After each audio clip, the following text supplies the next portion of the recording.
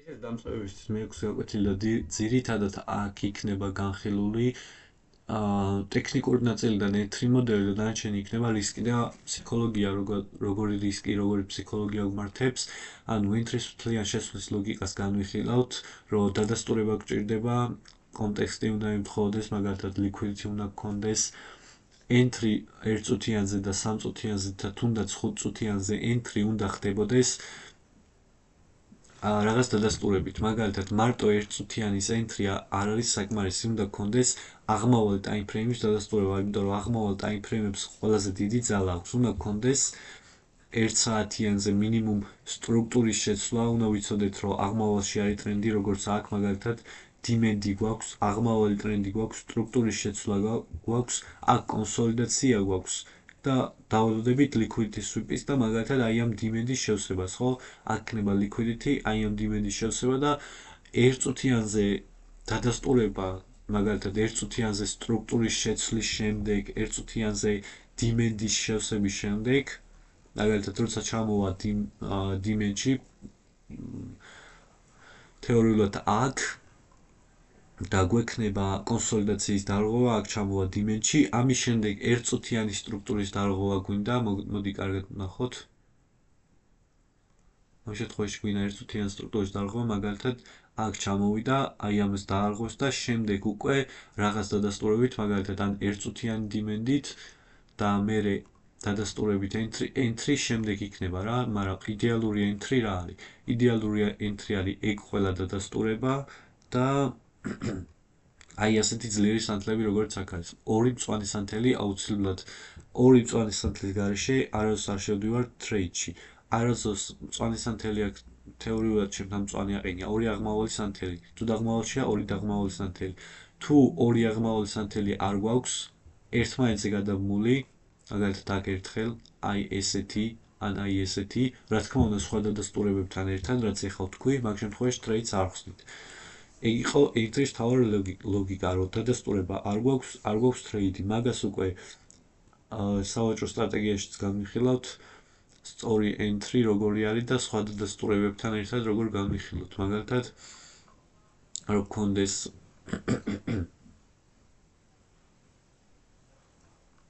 კონსოლიდაციის დარღვევა, რომ გქონდეს demand-ის შევსება, მაგას სხვა რაღაცებსაც რომ გავuვლით, ყველაფერს ერთად რომ შევაჯამებთ, მე გავuვლით მაგალითად. Risk management-ი უნდა იყოს ისე, რომ მაგალითად თვეში ტრეიდერისთვის იდეალური არის 6%-იანი მოგება, 5-6%-იანი მოგება, მაგრამ ერთ ტრეიდში 1 და 2%-ზე მეტს არ ვისკავთ.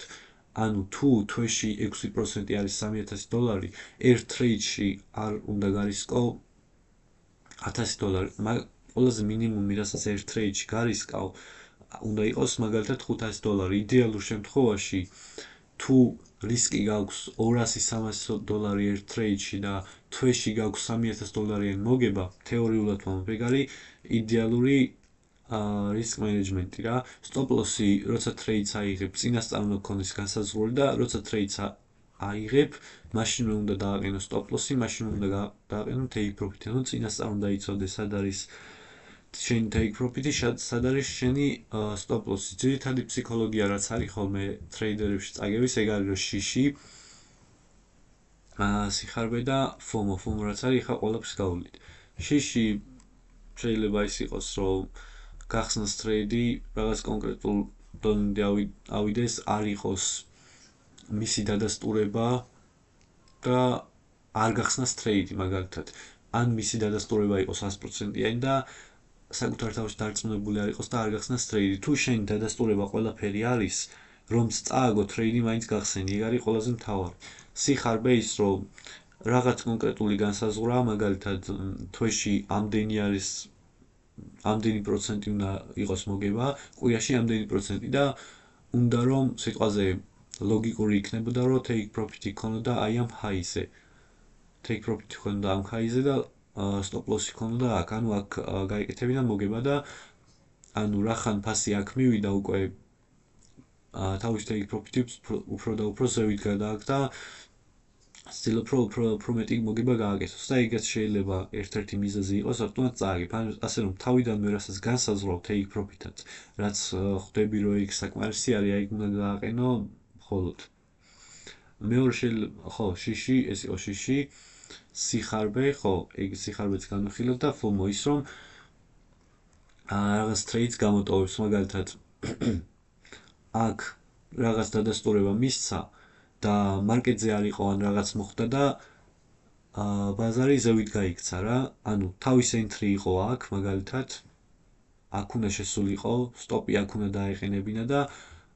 ვერ მოასწრო რა რაღაც მიზეზების გამო ან შეეშინდა რომ გაეხსნა ტრეიდი არ რაღაცა და უცებ ბაზარი წავიდა და ავიდა აი აქამდე სიტყვაზე და მე იწყებს ფიქს რომ უკვე არ არის დაგვიანებული რომ გავხსნა ტრეიდიო და აქ იწყებს ტრეიდების გახსნას რაც risk თუ რა ვარდი არასწორი იქნება მაგალითად აქ თუ ტრეიდს გახსნის და ამხელა რისკი არ იქნება გამართლებული ამხელა რისკი აქამდე ტრეიდის სასაღებად ასე რომ ბოლომდე უნდა მიყვეს შენ გეგმას რა თუ ტრეიდი დაკარგე მაგალითად აი აქ მოხდა ისე რომ აქ ვერ შეხვედი ან შეგეშინა ან არ იყავი მარკეტზე და გაგასწრო მარკეტმა აქამდე წავიდა ხო თუ ტრეიდში ვერ შეხვედი დაელოდე აღარაფერი აღარ ქნა იმიტომ რომ სხვა ტრეიდებიც მოვა სხვა კარგი entry მოდელებიც იქნება სხვა დადასტურებებიც იქნება დღეს არა ხვალ შეიძლება უკეთესი ტრეიდი იყოს და კიდე ერთი მაგას დავამატებდი ამ გაკვეთილში რომ არ არის საჭირო ყოველ დღე ვაჭრობა კვირაში მაქსიმუმ 3 ჯერ ვაჭრობა არის სრულიად საკმარისი და რატომ და როგორ მაგ ყველაფერს განვიხილავთ შემდეგ გაკვეთილებში ანუ აქ რა გვიწერია ბაზარი ყოველთვის იქნება მაგრამ შენი კაპიტალი არა ხო აი ეგ არის სწორი მიდგომა ყოველთვის იქნება ბაზარზე ისეთი ტრეიდები სადაც შეიძლება შენ იტრეიდო ისეთი დადასტურებები